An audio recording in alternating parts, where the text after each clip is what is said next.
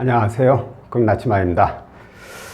자, 우리가 대출을 받게 되면 이 대출 받는 분을 채무자라고 하죠.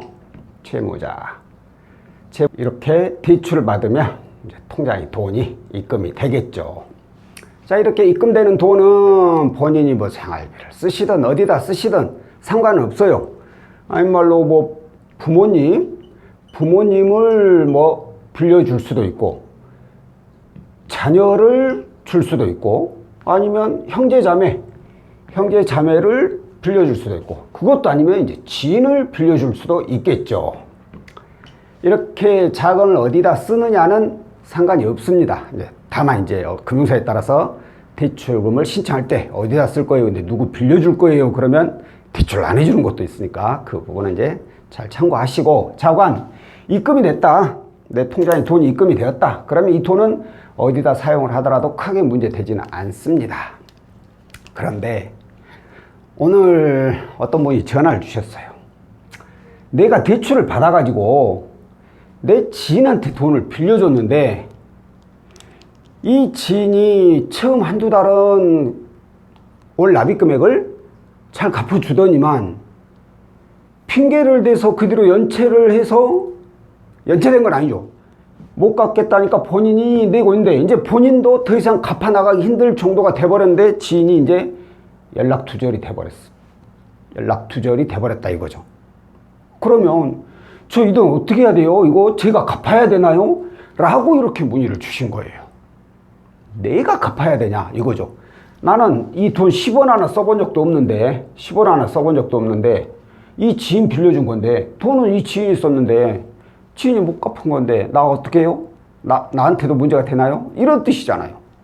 근데 금융사에서는 이 대출을 누구한테 해줬어요? 바로 채무자한테 해줬어요. 아까도 말씀드렸듯이 이 채무자는 이 돈을 가지고 어디다 써도 상관없는 거예요. 그 책임은 채무자가 지는 거죠.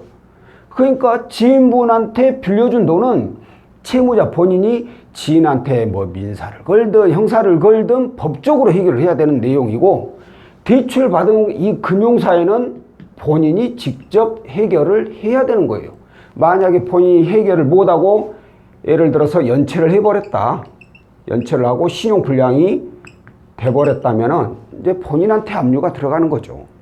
그러니까 대출금을 받았을 때는 내가 어디다 썼든 못 갚으면은 본인이 피해를 본다 이겁니다. 근데 저한테 이런 전화가 가끔 와요.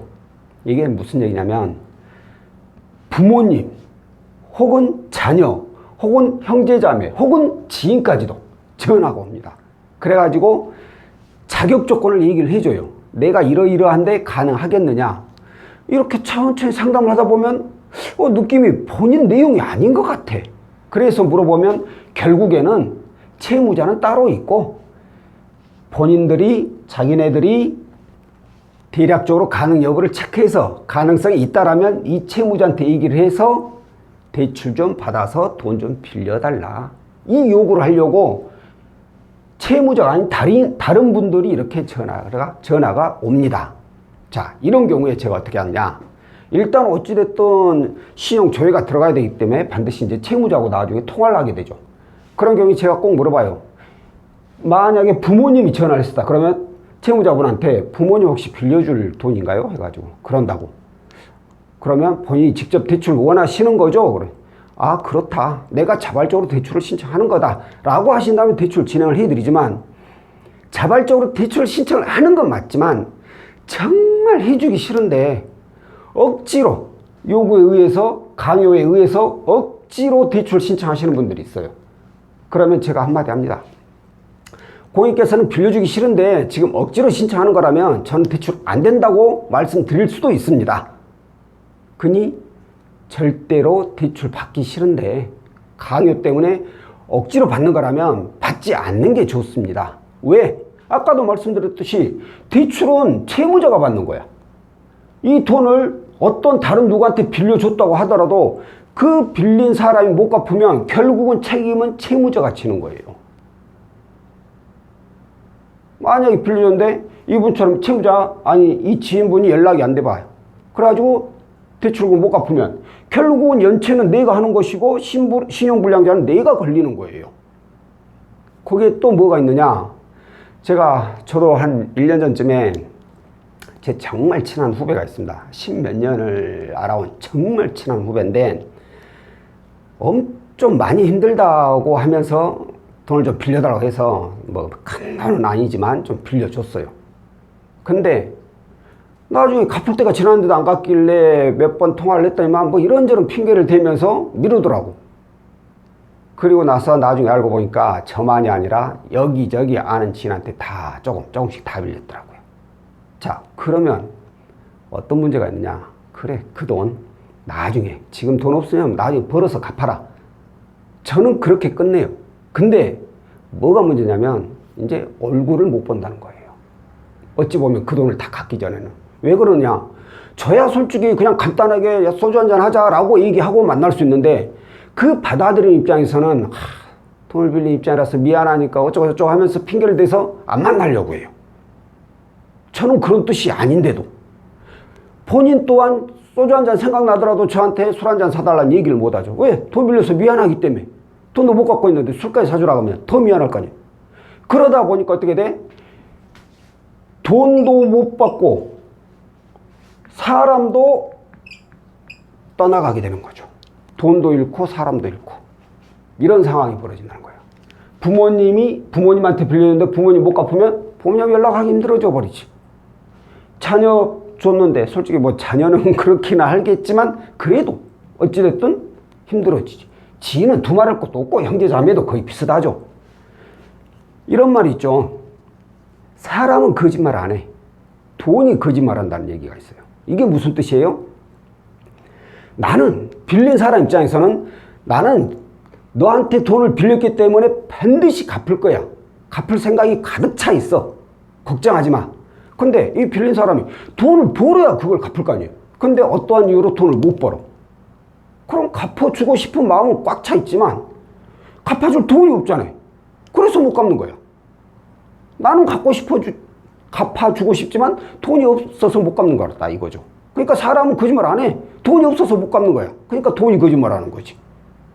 이런 문제가 발생한다는 거예요. 사실 저는 원래 돈거래를 좀 싫어합니다. 이런 안 좋은 결과들이 많이 나오니까 가능한 부모님도 마찬가지고 내 자녀도 마찬가지고 지인 형제 자매는 두말 할 것도 없어요. 정말 내가 돈을 빌려주기 싫다 그러면 부모님이나 자녀라고 하더라도 그냥 돈거래를 안 하는 게 좋습니다. 왜? 만약에 그걸 못 갚으면 이거 내가 해결해야 돼. 근데 나는 내 인생을 살아가야 되는데 내가 10원 하나 써보지도 못한 돈 그거 갚느라고 내 인생이 망가져버려. 내 부모님이 내 인생 대신 살아줄 거야? 아니면 내 자녀가 내 인생 대신 살아줄 거야? 그건 아니잖아요.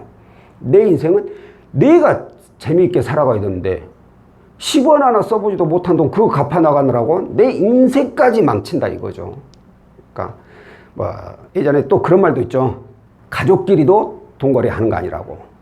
돈은 가족도 파탄나게 만들 수 있다는 거예요. 진짜 이런저런 한 번씩 올 때마다 정말 상담하기 싫어요. 차라리 본인이 직접 전화한다면 모르고 넘어가서라도 그냥 넘어가는데 꼭 주변 사람들이 먼저 전화해가지고 자격사항 얘기해가지고 대출이 될지 안 될지 가능성 알아봤다가 이 채무자한테 전화를 해가지고 알아봐라. 이런 식으로 돈을 빌려달라고 하는 분이 과연 정상적일까? 저는 그거부터 의심스럽네요. 어찌됐든 자 오늘 드리고 싶은 얘기는 이거예요. 자 이건 제 개인적인 생각이에요. 기본적으로 부모님이든 자녀든 지인이든 형제 자매든 그 누구도 돈거래는 하지 말라 이거고, 진짜 정말 돈을 빌려주고 싶다면 그냥 이 돈 내 인생에는 없어도 되는 돈이라고 잊고 살아도 되는 돈이라면 그때는 대출 받아서 빌려주시든 안 빌려주시든 본인이 알아서 판단을 해 보시길 바라겠습니다. 자 오늘 내용은 여기까지고요. 다음번에 또 다른 내용으로 찾아뵙도록 하겠습니다. 고맙습니다.